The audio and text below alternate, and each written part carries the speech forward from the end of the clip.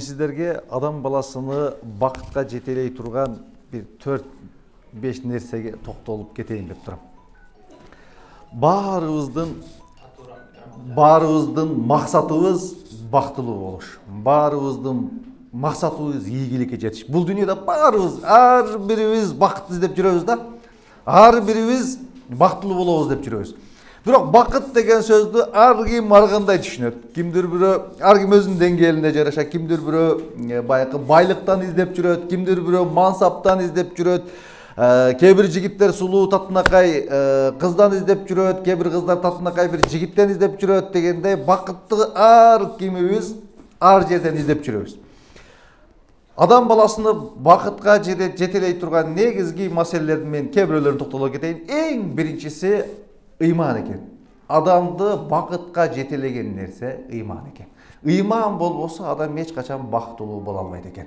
Ыйман болбосо адам мансап болсун, байлык болсун, татынакай келбети болсун, ыйман болбосо кыйналып жашайт экен, кысылып жашайт экен, ийгиликке жетпейт экен, бактылуу боло албайт экен, жүрөктө бейпилдик болбойт экен, тынчтык болбойт экен. Ошондуктан эң биринчи бакытка жетелей турган нерсе бул ыйман экен. Алла Таала Кур'ан-ы Керимде ыйман келтирген эркектер, ыйман келтирген аялдар эгерде жакшы амал кылышкан болсо, биз аларга сонун татынакай бактылуу жашоо беребиз деп Кудай Таала Кур'ан-ы Керимде ачык айкын бизге эмне берди? Убада берди. Ыйман келтиргиле, жакшы амал кыла, мен силерге бакытты берем деди. فَمَنْ أَعْرَضَ عَنْ ذِكْرِي فَإِنَّ لَهُ مَعِيشَةً ضَنْكَ. Ал эми кимде ким менин айтканымдан баш тартса, ыймандан баш тартса, Кудайды эстөөдөн баш тартса, ага мен кысынтуу оор жашоо берем деди. Байлык болушу мүмкүн, бийлик болушу мүмкүн, татынакай келбет болушу мүмкүн, татынакай келинчеңиз болушу мүмкүн, татынакай күйөөңүз болушу мүмкүн, бирок жүрөктө тынчтык жок, бейпилдик жок, ырахат жок. Алла Таала Кур'аны башка бир аятта эгерде ыймандан баш тартса адамдар, ыймандан алыстаса, адам баласы асманга көтөрүлгөн сайын кысылып, кыйналып жашаган сыяктуу кыйналып жашайт деди. Асманга бийиктикке көтөрүлгөн сайын, тоонун башына чыксаңыз канчалык кыйналасыз. Андан да жок, байка аба кычкылтек азайган сайын адам кысылып жашаган сыяктуу, адам ыймандан алыстаган сайын, күнөөнү көбөйткөн сайын эмне болуп жашайт экен? Кыйналып жашайт экен. Ошондуктан эң биринчи кадам бактылуулукка, ыйманга эң биринчи кадам эмне экен? Ыйман экен. Мен сөзүмө кириштен алдым сиздерден бир суроо сурагым келет. Ыйман деген эмне деген? Bir 3-4 адамдан жооп күткүм келет. Ыйман деген эмне деген? Я. Ишеним. Сонун. Кандай? Аллахтын бар экенине, бир экенине ишенүү. Сонун. Сабырдуу болуу. Уяттуу болуу. Таза жүрөк. Акыретке ишенүү. Я. Пайгамбарларга ишенүү, сонун. Тагдырдын жакшы жаманына ишенүү. Сонун. Пайгамбарыбыздан келип сурашты. Я Расулаллах, о Аллахтын элчиси, ыйман деген эмне дегенде пайгамбарыбыз айтты: Ал-иману бид'ун ва саб'уна шуба. Имандын 70тен ашык бутагы бар деди. А'лаха ла илаха иллаллах Мухаммадур Расулуллах деген ыйман келимеси. Аднаха имататул азани тарик. Имандын эң төмөнү адамдарга зыян бере турган нерсени жолдон алып кой, имандын эң төмөнү. Вал хаяу шу'бату минал иман. Уялуу, уяттуулук имандын бир бутагы деди. Башка бир хадисте ыйман деген эмне дегенде Ал-иману ас-сабру ва-самаха деди. Ыйман деген бул сабырдуулук, ыйман деген бул кечиримдүү болуу деди. Ыйман деген сабырдуу болуу деди. Ыйман деген кечиримдүү болуу деди. Демек, ошол байкы ла илаха иллаллах Мухаммадур Расулуллах деген сөздөн баштап эң төмөнү байкы адамдарга зыян берип кое турган нерсени жолдон алып ыйман эң төмөн. Ошонун арасындагы нерселердин баардыгы ыйман деп эсептелинет. Ыйман дегенде биз ар кандай түшүнөбүз? Кимдир бир адеп ахлакты, кимдир бир туура. Адеп ахлак ыймандын бир бөлүгү. Уяттуулук ыймандын эң кичинекей бөлүктөрүнүн бири. Адептүүлүк ыймандын эң кичинекей бөлүктөрүнүн бири. Ыйман деген сөз бул, демек уяттуулук ыймандын бир бутагы. Сабырдуу болуу ыймандын бир бутагы, намазыңды окуу ыймандын бир бутагы, ата-энеңди сыйлоо ыймандын бир бутагы, коло коңшуңду сыйлоо ыймандын бир бутагы, балаңа жакшы тарбия берүү ыймандын бир бутагы, күйөөң менен жакшы мамиледе болуу ыймандын бир бутагы, Аялың менен жакшы мамиледе кыл ыймандын бир бутагы 24 саат жашообуздун бардыгы эмне деп эсептелинет экен? Ыйман деп эсептелинет. Эгерде кимде ким үй бүлөсү менен жакшы мамиледе болбосо, демек ыймандын бир бутагы сынып түштү деген сөз. Кимде ким тууган уругу менен жакшы мамиледе болсо, ыймандын бир бутагы кетти деген сөз. Кимде ким баласына жакшы тарбия берсе, ыймандын бир бутагы кетти деген сөз. Кимде уяттуулук кеткен болсо, ыймандын бир бутагы кетти деген сөз. Ушинтип кетип олтуруп ыйман алсыздап, ыймандын өзөгү гана калышы толук ыктымал экен. Ошондуктан эң биринчи адамды бакытка жетелей турган, адамды ийгиликке жетелей турган, адамдын жүрөгүнө тынчтык алып келе турган нерсе эмне экен? Ыйман экен. Экинчи, биринчи ыйман демек. Экинчи, бизге бакыт тартуулай турган нерсе бул шүгүр кылып жашоо экен, ыраазы болуп жашоо экен. Көп адамдар шүгүр кылбай жашайт экен. Алла Таала Кур'ан-ы Керимде "Ва қалилун мин ибади шакур" адамдардын, пенделериндин азы гана шүгүр кылат деген айткан экен. Ушундай адам, биз адам баласы ушундай экенбиз, аз шүгүр кылат экенбиз. Көпчүлүк учурда жашообузга нааразы болуп жашайт экенбиз. Адамдар ушундай эки топко бөлүнөт экен. Адамдар ушундай бир эки топко бөлүнөт экен. Ушу надежда деген монда бир чызык болсо, ушунун ылдыйына карап кеткен адамдар бар, анан жогору жагына карап кеткен адамдар бар экен. Узун бир чызык болсо, чызыктын ылдыйга карап кеткен адамдар, жогору карап кеткен адамдар бар. Ылдый карап кеткен адамдардын биринчи тобуна, булар үчкө бөлүнөт экен. Биринчи тобуна өткөн чакка кайгырып жашаган адамдар келет экен. Кээ бир адамдар бар, өткөн чактын жалаң негативди ойлойт, жалаң кайгырууну ойлойт. Баланча кандай адам, ал адам мага 79-жылы мага моундай деп сүйлөгөн. Жүрөгүнө кек сактап алган, өзүнүн бир тууганына, жакынына, кола коңшусуна кек сактап алган, баарын менен баягы жаман жакшы айтышып, сүйлөссөң негатив сүйлөйт. Арканы, тарыхты эстесе, жакшылыктарды эстебейт, жалаң эмнени эстейт?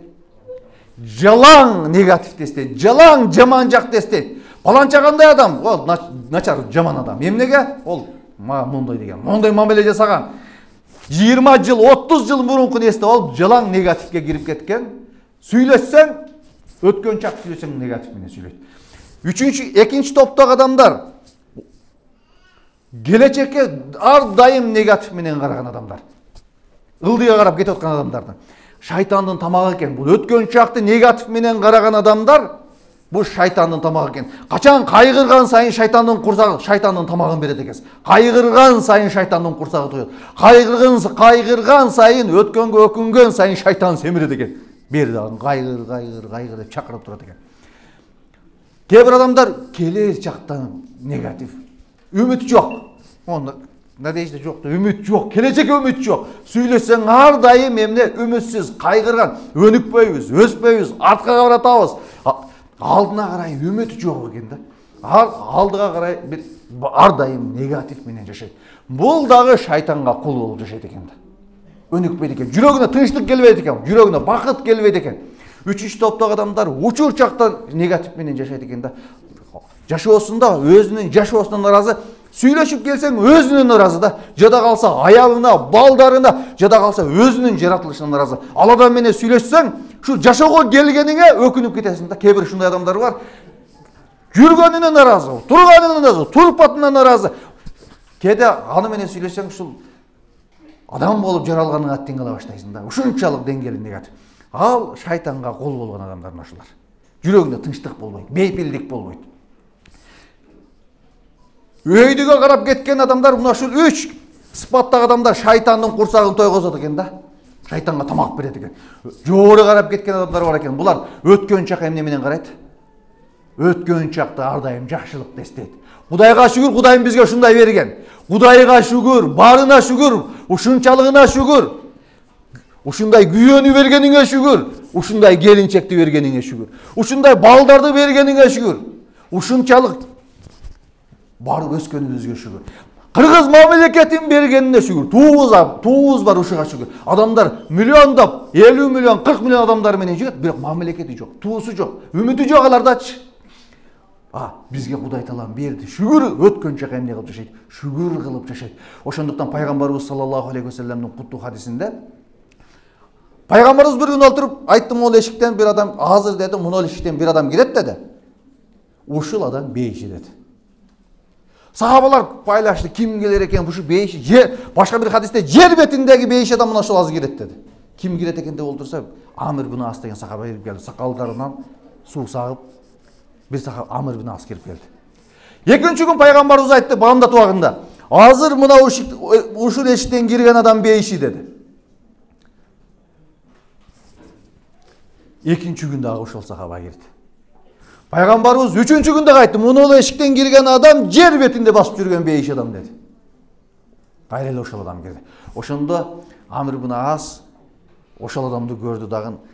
Бул эмне иш кылат экен? Бул менен бир мүмкүнчүлүк дагы үйүнө барып түнөйүн деди. Барып үйүндө 3 күн түнөдү. Кечинде пайлайм дейт. Түнү туруп алып бул тажжуд окса керек деп түн туруп алып уктабай пайлайм дейт. Намазын, парыз намазын гана окуйт дейт.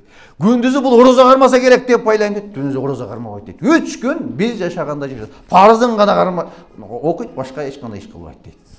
Анан 3 күндөн кийин ичим чыдабайынан сурадым дейт. Сени пайгамбар 3 күн ушул эшиктен кирген адам бейиши деди. Сенин эмне өзгөчөлүгүң бар деди эле дейт. Мен эч кандай өзгөчөлүгүм жок деди. Бир гана мен кеч жатаарда адамдардын баарын кечирип туруп анан жатам деди. Жүрөгүмдө эч кимге кек сактоо болбойт деди. Бирөөгө жаман көрүү болбойт деди. Баарын кечирем анан жатам деди. Ушул үчүн Алла Таала ушул адамды бул дүйнөдө бейиш менен сүйүнчүлөдү. Карасаңыз кечиримдүү болгондугу үчүн жатаарда баарын унутуп кечиргени үчүн бейиш менен сүйүнчүлөдү. Ошондуктан эгер бактылуу болом десеңиз кечиримдүү болуңуз. Оорулардын баары ушу негативден келет. Кек сактоодон келет. Бөйрөгүңүзгө таш толуп атат, ооруп атасыз, башыңыз ооруп атат. Ушу өзүбүз ооруткан биз, сиз менен мен. Негативди ойлой берип баарыбыз ооруп калдык. Бул негативде байкы 3 сыпаттагы адамдардын жүзүндө ар дайым бырышуу, ар дайым кайгы, капалануу, ден соолугу, кан басымы ооруп толтура. Эмнеге? Ар дайым негатив менен жүрөт. Ошондуктан жогору карап кеткен адамдар өткөн чакта эмне менен карайт экен? Позитив менен карайт, жакшы ой менен карайт. Келер жака үмүт менен жашайт. Кудай Таала берет бизге. Кудай кааласа жакшы болот. Кудай кааласа өнүгөбүз, өсөбүз деп үмүт менен жашайт. La yasmir ruhillah illal qawmil kafirun. Алла Тааладан кафирлар гана үмүтүн үзөт dedi. Мусулман адам эмне кылып жашайт экен? Үмүт менен жашайт. Пайгамбарыбыз саллаллаху алейхи вассалам куттуу хадисинде мен пендемдин оюндагыдаймын dedi. Ana inda zanni abdi, men пендемдин оюндагыдаймын. Мен жөнүндө кандай ойлосо ошону берем dedi. Жакшылыкты ойлосоңуз, Кудай Таалам жакшылыкты берет. Жамандыкты ойлосоңуз, Кудай Таалам жамандыкты берет. Жашообузду, тагдырыбызды куруп аткан сен менен мен экөөбүз куруп атабыз. Келечегибизде жакшылыкты ойлосок, жакшылык болот. Жамандыкты ойлосок, жамандык болот. Ошондуктан ар дайым келечекке жакшы үмүт кылың. Жакшы болот дең. Жаман нерсени акылыңызга келтирбең, элесиңизге келтирбең. Кээде биз өзүбүз курабыз, элестетип, сүйлөп олтуруп өзүбүз чакырабыз. Жамандыкты өзүбүз чакырабыз. Алла Таала хадис кудсийде мен пендемдин оюндагыдаймын, эмнен ойлосо ошону берем dedi. Ошондуктан биринчи сыпат эмне экен? Бактылуулукка жетилген биринчи сыпат? Я, ыйман. Экинчи шүгүр кылып жашоо. Келечегиңизге, күнүмдүк жашооңузга, келечекке үмүт кылып, ар дайым шүгүр кылып жашасаңыз, шүгүр кылып жашаган адамдардын жүзүндө нур болот экен. Көзүндө сүйүнүч болот экен. Ал адам менен сүйлөшкүңүз келет, баарлашкыңыз келет, жанында олтургуңуз келет. Эмнеге? Позитив, дайым оозунан жакшы сөз чыгып турат. Кээ бир адамды көргөндө качасыз, эмнеге? Ар дайым негатив. Үчүнчү, эгер да бактылуу болом десеңиз, мамилеңизди оңдошуңуз керек экен. Эгер бактылуу болом десеңиз, мамилеңизди оңдош керек экен. Дину муамеле дейт. Дин бул мамиле дейт. Дин бул Кудай менен болгон мамиле. Дин бул жакындарыңыз менен болгон мамиле. Дин бул үй бүлөңүз менен болгон мамиле. Эгер да бактылуу болом десеңиз, эгер да ийгиликке жетем десеңиз, мамилеңизди оңдошуңуз керек экен. Биринчи Кудай менен болгон мамилеңизди. Кудай менен болгон мамилеңизди эң биринчи намаз, дуаңыз, мамилеңиз оңолса, өсөт экенбиз, бактылуу болот экенбиз. Мамилебиз бузулса, мамилебиз дурус болбосо, кайсыл жерде болбойлу ийгиликке жетпейт экенбиз. Мамилебиз мыкты болсо, бардык жерде ийгилик жетет экенбиз. Жана калса үй бүлөңүздө тар 10 үй бүлөңүз мүчөлөрү 10 адам болсо, ушул жерде дагы мамилеңиз мыкты болсо ийгиликке жетесиз. мамилеңиз мыкты болбосо ийгиликке жетпейсиз. Жада калса бизнесиңизде мамилеңиз мыкты болсо ийгиликке жетесиз, мамилеңиз мыкты болбосо ийгиликке жетпейсиз. Мамилеңиз мыкты болсо үй бүлөдө жыргал жашоо, бакыт жашоо. Эгерде мамилеңиз мыкты болбосо 20 жыл жашаган аялыңыз менен душмансыз. 20 жыл жашаган өмүр сүргөн аялыңыз менен душман болот экенсиз. Мамилеңиз мыкты болбосо өзүңүздүн каныңыздан, жаныңыздан жаралган балаңыз менен душмансыз. Эгерде мамилеңиз мыкты болбосо өзүңүздүн каныңыздан, жаныңыздан жаралган небереңиз менен душмансыз. Эгерде мамилеңиз мыкты болбосо өзүңүз ай деп жүгүрүп алып берген келиниңиз менен душмансыз. Эгер мамилеңиз мыкты болбосо өзүңүздүн бир бооруңуз болгон, жигариңиз болгон бир тууганыңыз менен душмансыз. Эгерде мамилеңиз мыкты болбосо сизди бул дүйнөгө алып келген, канын, жанын, түн уйкусун берген, сен ооруба, мен ооруйн деген апаңыз менен душмансыз. Мамилеңиз мыкты болбосо коллегияңыз менен душмансыз. Мамилеңиз мыкты болбосо окуучуларыңыз менен душмансыз. Мамилеңиз мыкты болбосо досторуңуз менен душмансыз. Мамилеңиз мыкты болбосо эч качан ийгиликке жетпейсиз. Ошондуктан эң биринчи ийгиликке жетем десеңиз, өсөм десеңиз, бактылуу болом десеңиз мамилеңди оңдоңуз. Мамилеңизди оңдоңуз. Мамилеңиз мыкты болсун. Жакындарыңыздан баштаңыз. Сиздин мыкты мамилеңизге ким татыктуу? Атаңыз татыктуу, апаңыз татыктуу. Сиздин мыкты мамилеңизге ким татыктуу? Күйөөңүз татыктуу, балдарыңыз татыктуу. Сиздин мыкты мамилеңизге ким татыктуу? Сиздин жубайыңыз татыктуу, аялыңыз татыктуу. Мамилеңиз мыкты болбосо эч качан өнүкпөйсүз, өспөйсүз. Ошондуктан эң жакыныңыз менен мамилеңизди оңдоңуз. Мамилени оңдосок өсөбүз, өнүгөбүз, балдарыбыз мыкты болуп тарбияланат. Кээде ушу бактысыздыкты өзүбүз алып келебиз. Үйгө киргенде негатив, мамилебиз туура эмес, анан мамилени туура эмес болгондуктан улам үйдө чыр чатак. Кээ бир апалар бар. Келатат дегенде балдары столдун астына киргенге жайтаппай калат. Апаң келатат дегенде чуркап жүгүр, патыр, эшикти ачпай тур, жүгүр. Эмнеге? Ажаң келатат да, келей турган каргай турган адам келатат. Мал дей турган адам келатат, жүгүрүп кача баштайт. Кээ бир аялдар келатканда күйөөсү телевизор көрүп отурган болсо телевизорду өчүрүп аяка карап чуркай баштайт. Эмнеге? Келатат да баягы эштен киргенде дароо баштайт. Кээ бир эркектер келатканда балдары кирерге жай таппай калат. Кайсыл жерде ийим болсо кире кетейин деп. Өчүр уктамыш болуп калып, уктады дей турган ушунчалык деңгээлге кире баштайт. Ошондуктан эгерде ийгилик жаратам десеңиз, эгерде бактылуу болом десеңиз, мамилеңизди оңдоңуз. Мамилени оңдош үчүн кээде убакыт керек. Мамилени оңдош үчүн кээде акча керек. Акча коротуш керек, берек бериш керек. Кээде убакыт коротушуңуз керек. Ушундай нерсе бар, жөнөкөй кичинекей нерсе бар. Акча коротпой, убакыт коротпой. Ар бир адамдын менен мамилеңизди оңдой алган, ар бир адамдын жүрөгүнө жете эле турган жеңил желпи пайгамбардын сүннөтү бар. Ошол нерсени кылсаңыз, жүрөгүңүзгө бакыт орнойт, үй бүлөңүзгө бакыт орнойт. Барган жериңизден бакыт табасыз. Эмне экенин билесиздерби? 4 тишиңизди көрсөтсөңүз болду. Үйгө киргенде 4 тишиңизди көрсөтүп кириңиз, үйдөн чыкканда 4 тишиңизди көрсөтүп чыксаңыз, болду, сизге алам жылмаят. Сиз жылмайсаңыз, алам сизге жылмаят. Сиз жылмайсаңыз, алам сизге жылмаят. Үй бүлөңүз менен, досторуңуз менен, жаныңыздагы адамдар менен кандай мамилени көргүңүз келсе, ошол мамилени сиз кылыңыз. Ишенбесеңиз, бир жума, апаларыңыз, жеңелердин астына бир жума жылмайып кириңиз эле. Өзгөрбөсө мага телефон чалыңыз. Өзгөрөт кадимкидей. Бүгүн жылмайып кириңиз эле. Эмне болду сага дейт. Шимшек бир нерсени биширип келгенсиң деп айтат. Башталды уже. Аура өзгөрө баштады.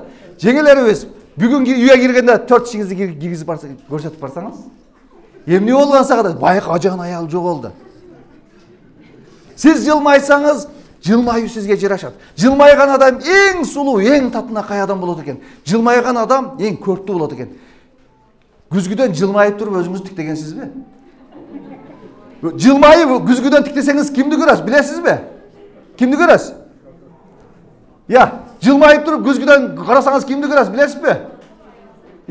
Дүйнөдөгү эң сулуу адамды көрөсүз. Жылмайсаңыз өзүң ашык болосуң го, татындакай, керемет. Ачууңузду келтирип күзгүнү карап көргөнсүзбү? Ачууңузду келтирип күзгүнү тиктеп көргөнсүзбү? Кимди көрөсүз? Кутурган итти көрөсүз. Көздөрү кызарган бул жерлерин тамак деп келаткан кутурган итти көрөсүз. Ошондуктан сиз жылмайсаңыз, аалам сизге жылмайт.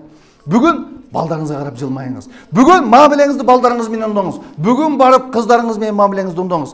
Неге мен мамилеге басым жасап атам? Урматтуу мусулман бир туугандар. Мамилебиз мыкты болбогондуктан улам балдар өзгөчөдө калды. Мамилебиз мыкты болбогондуктан улам кыздар өзгөчөдө калды. Бул жерге келсем, кече бизде олтурсам туугандар мага сунуш беришти. 25 жашка чейин кыздарды бул жака келтирбеш керек депчи. Болбойт. 25 жашка чейин тыюу салыш керек, бул жака келтирбеш керек деп. Эмнеге жаман болуп кетти, бузулуп кетти, башка болду деп айтышат да. Ошол кыздар кимдер? Биздин кызыбыз. Ошол кыздар менин эжем, сиздин карындашыңыз, биздин жакыныбыз. Эмнеге бузулду билесиздерби? Эмнеге бузулду билесиздерби? Биз аталык кыла алган жокпуз. Биз агалык кыла алган жокпуз. Биз инилик кыла алган жокпуз. Баланын табияты, кыздын табияты ар дайым эркелегенди, мээрим төккөндү, ушу мээримди көргүсү келет экен. Мен 38ге чыктым. Кээде апама барып, жүгүрүп барып, 10 шылтак кылып эркелеп ушул койуна кире калып, башымдан сылаганды жакшы көрөм да. 38ге чыктым, апамдан ушул мээримди көргүм келет. Кээде тамашалашып, мен сүрөткө тартып койчу деп жүгүрүп барып койуна кире калам да, тарт деп эркелеп, убакыт чоң киши болуп калдык да уялабыз. Бирок мүмкүнчүлүктөн пайдаланып кээде эркелеп алам да. 38ге чыгып, мен мээримге муктаж болуп атам да. Акыркы жолу балаңыздын көкүрөгүңүзгө кысып, балам сени жакшы көрөм деп айткан күнүңүз эсиңиздеби? Балам, негизи жаш баланы күндө 3 жолу 4 жолу койнуңузга кысып, ушул сүйүүңүздү, жакшы көрөрүңүздү билдирип турушуңуз керек экен. Ушул күнүңүз эсиңиздеби? Ушул нерсени кылып атасызбы? Эркек балага кыз киши табиятынан сөйөнүп жашаганды жакшы көрөт экен. Табият Кудай таала ушинтип жаратыптыр. Кыз киши төрөлгөндө атасына сөйөнүп жашайт экен. Атам бар менин депчи. Төрөлгөндө агам бар деп жашайт экен. Төрөлгөндө иним бар деп жашайт экен. Мээримге муктаж, көкүрөгүнө, бирөөнүн көкүрөгүнө келип сөйөнгөнгө муктаж аял заты табиятынан. Кыздарыбыз эмнеге бузулду? Аталар аталык кыла алган жок. Чоңоюп калды кызым деп, кызыңызды эркелетип элексиз. Кыз келет, атасы келатат дегенде кыздар ондар комнатага кирип чыкпай коет. Сырдашпайт, сүйлөшпөйт. Аялы апалар сөздү жеткизет. Апалар бизге 99% сөздү жеткизбей, 1% гана сөздү жеткизип келет. Калганы кыздын ичинде калды, апасы менен ортосунда калды. Кыздар эмнеге бузулуп атат? Кыз атасынан байыгындай мээримди көрө алган жок. Кызым, сени жакшы көрөм деп атасынын кучагына сиңе алган жок. Кызым, сени мен коргойм деген нерсени уга алган жок. Агасы келип, ой, карындашым, сен менин короомдосуң, менин кармагымдасың, сенин намысың менин намысым деп айткан ага жок. Эже, сиздин намысыңыз биздин намыс деп инилик кылган адам жок. Мээрим көрбөй, ырайым көрбөй, анан кийин ушул нерсеге дуушар болуп отурабыз. Ошондуктан дагы бир суроо, акыркы жолу кызыңызды ушинтип койнуңузга кысып, кызым, ананып кетейин кызым, сени жакшы көрөм деп айткан күнүңүз эсиңиздеби? Качанда биз мээрим төкө албадык. Кыздарыбызга мээрим төккөн жокпуз. Эжелерибизге мээрим төккөн жокпуз. Карындаштарыбызга мээрим төккөн жокпуз. Кыздарыбыз көчөгө чыгып кетти. Ошол мээримди башка жактан көрдү. Бөтөн адамдан көрдү. Бөтөн адам келип, сени мен коргойм. Сен үчүн айды алып берем, сага күндү алып берем. Сен менин жанымсың деген сөзгө байгылар муктаж да. Анан көчөдөгү бөтөн адамдын койнунда, бөтөн адамдын көкүрөгүнө койгондо мээримди башка жактан көрүп атат, атадан көрө алган жок, агадан көрө алган жок, иниден көрө алган жок. Кыздарыбыз бузулду. Ким күнөөлүү? Ким күнөөлүү? Биз эркектер күнөөлүү, биз күнөөлүү. Акыркы жолу сырдашып отурдуңузбу? Балаңыз менен душман сыяктуу болбой, кызыңыз менен бөтөн адамдай болбой сырдашып отурган күнүңүз эсиңиздеби? Айтайын дегеним, ийгиликке жетебиз десек, бакытка барабыз десек, эң биринчи эмне экен? Эң биринчи ыйман, экинчи шүгүр кылып жашоо, үчүнчү мамилеңиз мыкты болуш керек экен. Алыска кетпейлик. жаныңыздағы өзіңіздің аялыңыз менен. Аял заты табиятынан ушул нерсеге муктаж экен. Аялдарга эч нерсе керек эмес. Аялдарга сени жакшы көрөм, алтыным, чырагым ушул сөз керек. Башка нерсе керек эмес. Ишенбесеңиз, бир жума ушул сөздү айтсаңыз, аялыңыз кадимкидей өзгөрөт. Аялдар өздөрү айтып атат: шүймүшүктөр, бизди алдап койбойсуңарбы? Жактынакай сөз сүйлөп койбойсуңбу? Биз менен аялы окшоп эле айтыша бербей, татынакай сөз сүйлөп койбойсуңарбы деп бизди күнөөлөп атат. Ошол сөздү айта албагандыктан улам үйдө мамиле жок. Бир жума ошол сөздү кайра-кайра айта берсеңиз, боогулагына келип айта берсеңиз, үйдө мамиле кадимкидей түзүлөт. Айтайын дегеним жакындарыбыз менен, оболу аялыңыз менен, кыздарыңыз менен, жакындарыңыз менен. Мамилебизге дагы мыкты мамилебизге ким татыктуу? Албетте эне татыктуу. Бүгүн мына алыс жерде жүрөбүз. Апа, сизди жакшы көрөм деп SMS жазып коюңуз эле. Апаңыз кадимкидей 10 жашка жашарат. Керек болсо көзүнөн жаш мөлтүрөп агат. Апа, сизди сагындым деп койсоң, эртеси кел балам деп телефон чалат. Же апа, сизди жакшы көрөм десеңиз, апаңыз уйгу-туйгу болуп кайра чалат. Кызым, жаш элесиңби? Эмне болду сага? Балам, сага эмне болду деп дароо өзгөрөт. Айтайын дегеним, мамилебизде жакындарыбыздан, апалардан баштайлык. Ошол адамдарга жакшы көрөрүбүздү, сүйөрүбүздү, алар биз үчүн керек экенин билдирип турушубуз керек экен. Мамилебизди ошол жакын адамдарыбыз менен оңдошубуз керек экен. Мамилени оңдоганга даярбызбы? Мамилени оңдоганга даярбызбы? Бүгүн азыртан баштап өзгөртөбүз. Азыртан баштап SMS жазабыз, азыртан баштап кечирим сурайбыз, мамилени өзгөртөбүз. Жарайбы? Шам болуп калды окшойт. Мен акыркы сөзүмдү бир-эки нерсе менен бүтүрөйүн. Эми ошолордун баарына жогорудагы иман, мамиле, шүгөр, ушулардын баардын бир кээ бир нерселер менен чогултат. Адамдын бактылуу кылып, бакытка жетелей турган нерселердин бири адам максат менен жашаш керек экен. Күнүмдүк жашоо менен айлык максат коюп жашаш керек экен. Эптеп жашап өткөзбөй, максат коюп, алдыбызга чоң максат коюп жашайлык, туугандар. Эптеп эле үй алыш эмес. Эптеп эле машина алып жашаш эмес. Алдыңызга чоң максат коюп жашаңыз. Чоң максат коюп жашаңыз. Кудай таалам айтып атат го, мен пендемдин оюндагыдай, мен эмнени сураса ошону берем деп атат. Пайгамбар айтты: "Ида саалтум фасалу фирдаусул а'ла" деди. Эгер сурасаңар бейиштин чокусун сурагыла деди.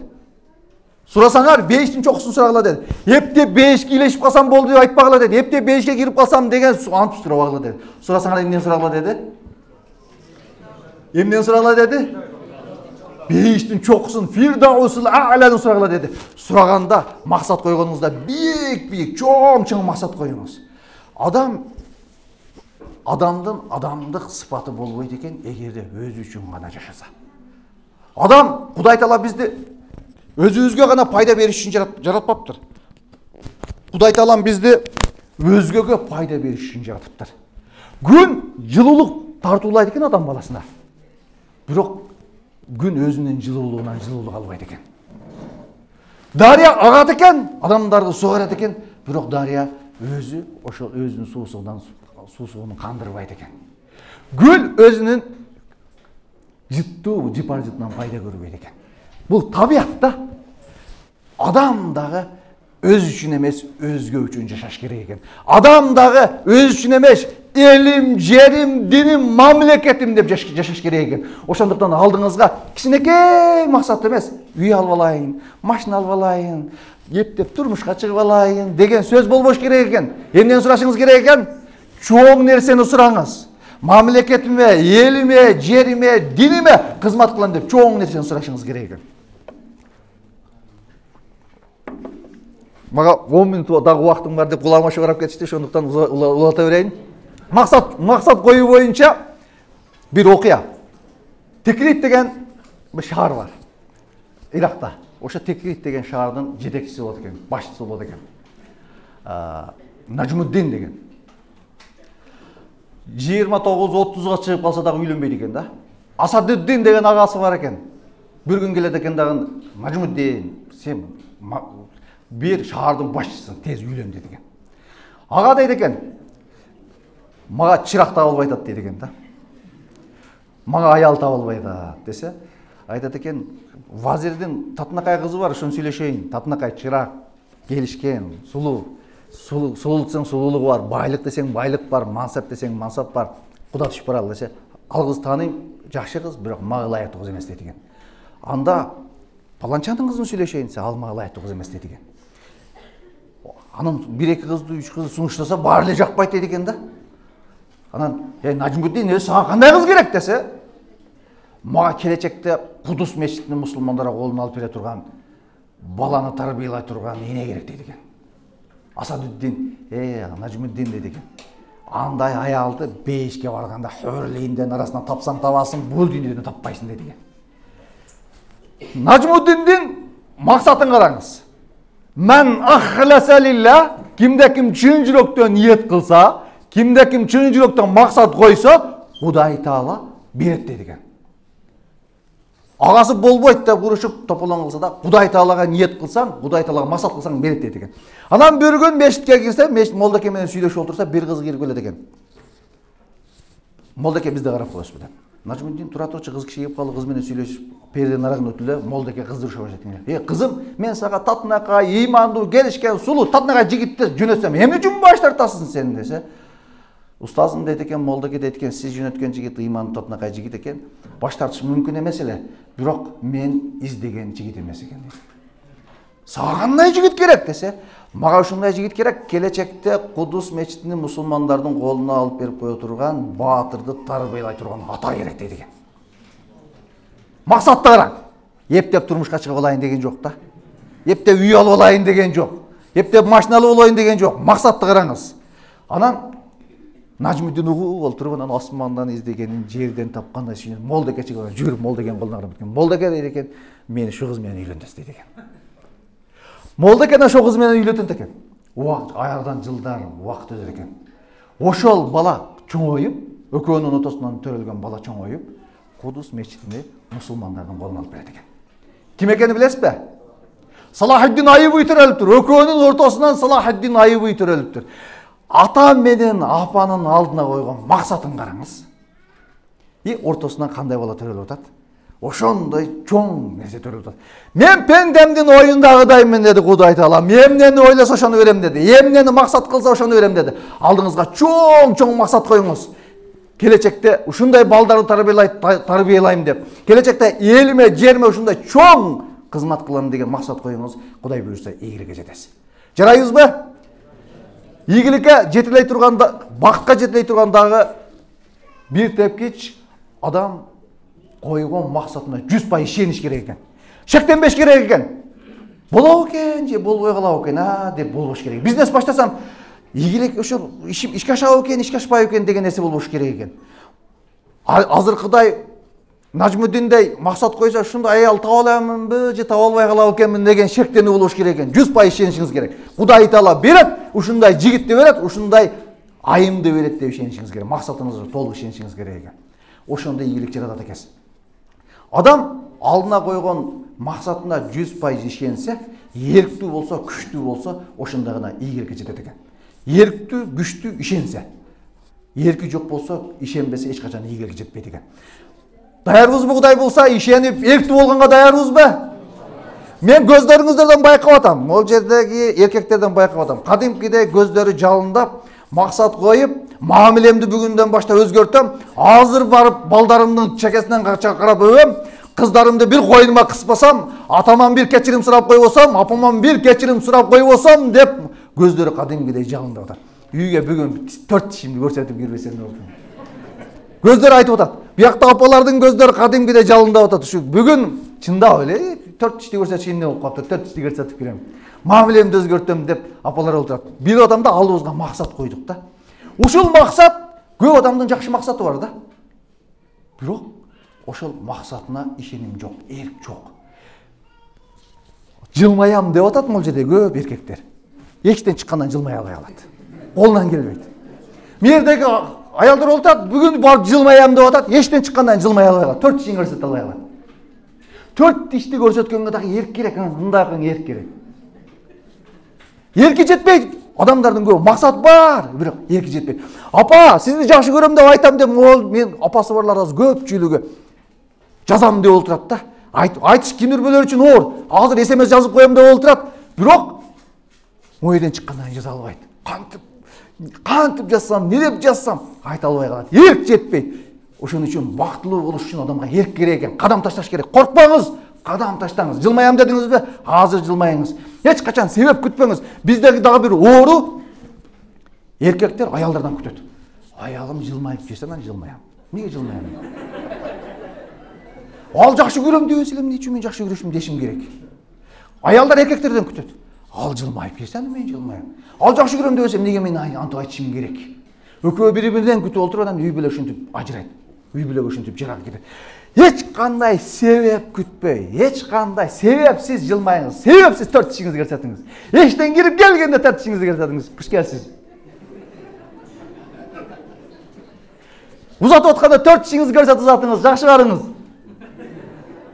Чыгып баратканда жакшы калгыла. Ассаламу алейкум үйгө киргенде төрт тишиңизди көрсөткөнүңүз болду. Колуңуздан келеби? Эч себепсиз.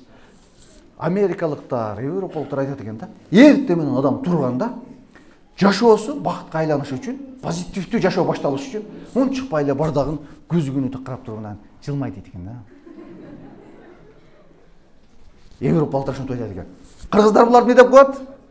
Ушинтип айтсаң кыргыздарга, эртең менен уйкудан туруп эле көзгүнү бар жылмай десең, буну бир-эки шаары түшүп калыптыр деп, башталыптыр дейт. Пайгамбар куттуу хадисинде эмне деди? Уйкудан турганда дароо позитив менен башталыш үчүн пайгамбар эмне деди? Уйкудан күзгүгө барбай эле төшөктөн турганда Алхамдулиллахи ахяна ба'да ма аматана ва илейхи нушур. Дароо позитив менен ойгоносуз. О жараткан мени уюктатып тургузган сага шүгүрлөр болсун деп жылмаюуну төшөктөн турганда баштайсыз. Жаратканга ырашчылык билдирүүнү эмнеден баштайсыз? Дароо жүрөк менен билдирүүнү баштайт экенсиз. Төшөктөн турганда дароо. Ошондуктан эч кандай себеп издебеңиз, дайым позитивдүү болуңуз. Даярбызбы? Мен ушул жерден дароо амалий ишке ашырганды көргүм келип турат. Канеки анда эмесе сиздерден бир сураныч. Эч кандай себепсиз эле оң жакта карап бир жылмайып, сол жакта карап бир жылмайыңыздарчы.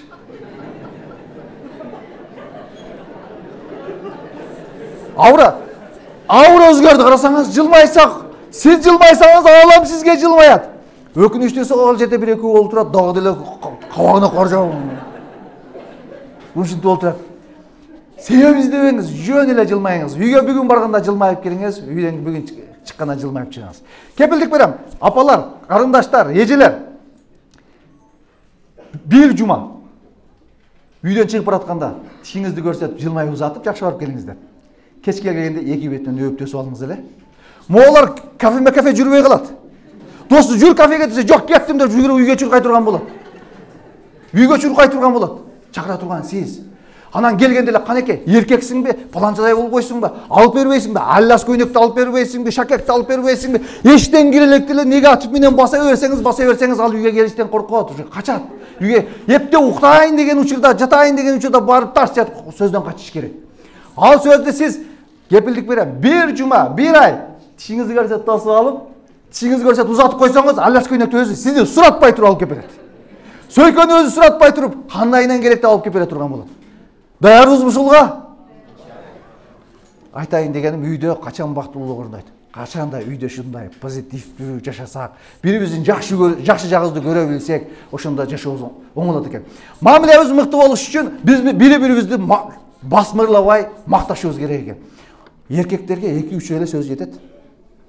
Батырымсың, эркегимсиң, күчтүүмсүң, кыйнымсың деп койсоңуздарчы, бай уктап төшөгүндө жатканда тура калып чындап эле мен эркек экенмин, таап келейин деп көчөгө карап жөнөйт. 2-3 эле сөз. Кыйынсың, батырсың, сен бар үчүн биз ушинтип жүрөбүз, сен кыйынсың деп койсоңуз, байкы жумуш багысы келбей үйдө жаткан эркек тура калып көчөгө карап жөнөйт. Чындап эле мен эркек экенмин, чындап эле батыр экенмин депчи. Сөз да 3 эле сөз. Аялдар деле куттум ушундай. Сен бар үчүн мен ушинтип жүрөм, сен бар үчүн мен тапнага жүрөм, жакамак, сен бар үчүн алганың жараса жакаңа карат дегендей, сен бар үчүн агарып жүрөм деп койсоңуз, алтыным чырагым деп койсоңуз, аалам гүлүстан. Айтайын дегеним, басмырлай берсек, мээң жок, көкмейсиң, колуңдан келбейт, паланчанын аялын көрдүңбү, паланчаны көрдүңбү дей берсеңиз, басмырлай берсеңиз, аялдар чөгө берет, душман болот. Эркек эч кимден жеңилбейт, шуну билип коюңуздар. Эркек душмандан жеңилбейт. Erkekte ушундай күч бар, эч кимден жеңилбейт. Күч бар, ушунчалык деңгээлде күч бар. Өкүнүчтүүсү аялынан жеңилет. Аялынан жеңилип калат. Күндө келсе мээсин жей берип, эч кимден жеңилбеген баатыр күчтүү эркек аялынан жеңилет. Кор болот. Мамилеси оңдол болсо, бомж болот. Үйгө келе албай турган болот. Ушунчалык кыйналат. Ошондуктан эркекти эр кылгандагы аял, жер кылгандагы аял деген бекерден эмес. Бири-бирибизди көтөрмөлөйлүк. Азаматсың, батырымсың, кыйынымсың деген сөздөрдү көбүрөөк айталык. Позитивдүү бололук. Эч качан күйөөңүздү бирөөгө салыштырбаңыз. Эң адамды басмырлаган, жерге тумап дебелеген нерсе баланчадай болбойсуңбу? Баланчадай акча таппайсыңбы деген сөз эң адамды ушу жок кылган менен барабар. Ол сөздү экинчи айта көрүңүз. Мактаңыз. Эң оңой жол мактаңыз. Көтөрмөлөңүз. Колуңан келет.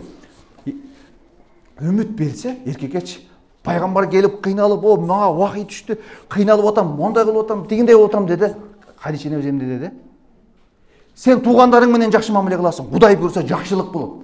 Сен мындай кылбайсың, кедейге жардам бересиң, мондай кыласың, жакшы жактарын айтты. Дем берди, күч берди. Кыйналган пайгамбар кадимкидей күчкө толду.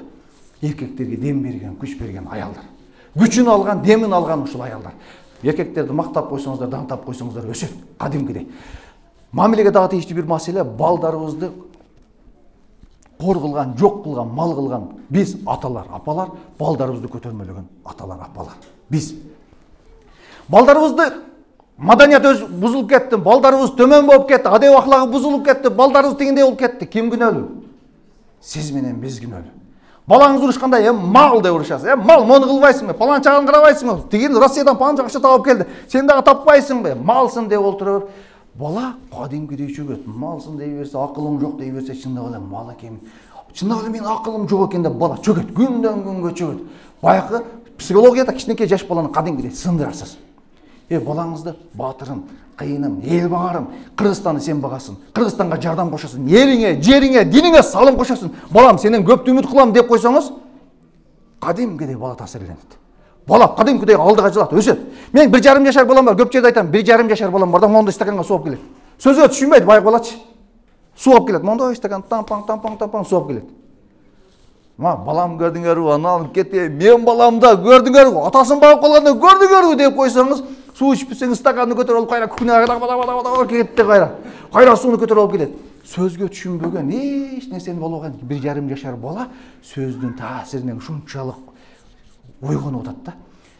Балдарыбызды көтөрмөлөйлүк, басмырлабайлык. Алтыным, чырагым, эл багарым, кыйыным, илимдүү болосуң, билимдүү болосуң, сенен көптү үмүт кылам, сен мондой кыласың деп дем берсеңиз, балдар өсөт. Бири-бирибизди, күйөөлөрүбүздү, аялдарыбызды, кыздарыбызды ушинтип дем берип өстүрсөк алдыга жылат экенбиз. Биринчи сыпат, ийгилик, бактылыкка жетилген биринчи сыпат эмне экен? Ыйман. Экинчи? Шүгүр. Үчүнчү? Мамиле. Төртүнчү? Максат. Бешинчи? Ишеним. Анан? Эрк. Мамиленин эң оңой жолу, адамдарды баягы эң оңой жолу ушул мамиленин эң адамдан жүргөн жерде турган эң оңой жолу жылмайып экен. Акыркы сөзүм, эми бир сыпат бар экен, ушул сыпатты чогулт кылсак, ыйманыбыз көтөрүлөт экен, максат кое алат экенбиз, мамилебиз оңдолот экен, жылмай алат экенбиз, эрктүү болот экенбиз, күчтүү болот экенбиз. Кайсы сыпат? Китеп окусак, ыйман болот экенбиз. Китеп окусак, мамилебиз күчөйт экен. Китеп окусак, максат коюшту билет экенбиз. Кудай Таала биринчи аятында икра оку деди. Биринчи аят эмне деп түштү? Оку деди. Пайгамбар окуганды билбейм деди. Кайра оку деди пайгамбар. Окуганды билбейм. 5 жолу денесин кычырата кылса оку деди. Эмнеге?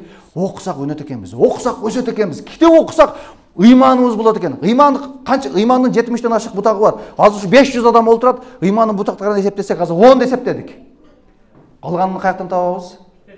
Китептен табабыз. Мамиле кылыштым, ошо балдары менен, апалары менен, аялдары менен, эркектер менен мамиле кылыштын жолун каяктан табабыз? Китептен табат экенбиз. Максат коюш үчүн башта бир нерсе болуш керек экен да. Бул жерде эч нерсе жок болсо максат кое албайт экенбиз да. китеп окуган адам максат коюлат экен. Китеп окуган адам өзүнө ишенет экен. Китеп окуган адам эрктүү болот экен. Китеп окуган адам шүгүр кылып жашайт экен. Ошондуктан баарыңыздарды китеп окууга чакырам. Балдарды эмес. Биз үлгү болушубуз керек экен. Балдар китеп окубай калды, кыла албай калды дегенде мында балдарды эле күнөөлөйбүз. Үйдө канча китеп бар десеңиз? Үйдө китеп жок. Балдар китеп окубай калды. Каякта китеп окуйт андан кийинчи? Өзүңүз канча саат китеп окуйсуз? Балаңыз китеп окуш үчүн сиз үлгү, биз улуулар үлгү болушубуз керек экен. Канча китеп окуйсуз? Өзүңүз бир китеп окубай эле балдар китеп. Мен кепилдик берем, бул жерде отурган апалар, карындаштар, агалар, аталар. Бүгүн барып балаңыз менен жарым саат китеп окуп берип, жарым саат жумок китеп окуп берип, балам, эртеге дагы жарым саат китеп окуйбуз деп коюңуз эле. Эртеге балаңыздын телефон чукутпайт сизгечи. Небереңиз телефон чукутпайт сизге. Апа, кече китеп окуп берем деген, кет китеп окуйбуз дейт. Жарым саат эгер убакыт бөлсөк, китепке ээ болобуз. Айтайын дегеним, мен мүмкүнчүлүктөн пайдаланып Абчукушазга ыраазычылык билдирип кетем. 2008-жылдан бери китеп окуу конкурсун уюштуруп келет Кыргызстан Ислам университети. Ушул киши 2008-жылдан бери китеп окуу конкурсун уюштуруп келет. Ушул кишинин демилгеси менен. Башында 500 адам катышса, былтыры 15 000 адам катышты Кыргызстан боюнча. Башында 50 000 сом, 30 000 сом, 40 000 сом белек берсек, ажы, умра, bir bölmölүү батир, эми 2 бөлмөлүү батир сунушталып атат. Ушулардын баарына бизге дем берип, күч берип, азаматсыңар жигиттер, алтындарым период алдыга кадам таштал, артты карабагыла деп баягы дем берген ушул устаз. Мен устазга терең ыраазычылык билдирем. Бар болуңуз, бай болуңуз.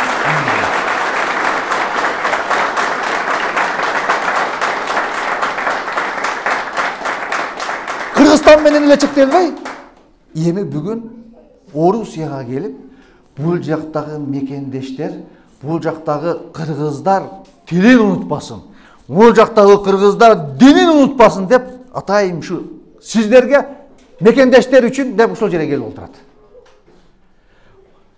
Ошону менен биргеликте ушул жактагылар дагы четте калбасын деп ошол идея, ошол максат орусиялыктарга дагы орус тилинде келип отурат. Акыры бизден кандайдыр бир деңгээлге үлгү алып ошол жерде китеп окуу конкурсу уюштурулган атат. Дагы бир жолу ыраазычылык билдирем. Бар болуңуз, бай болуңуз, аман болуңуз, ден соолукта болуңуз.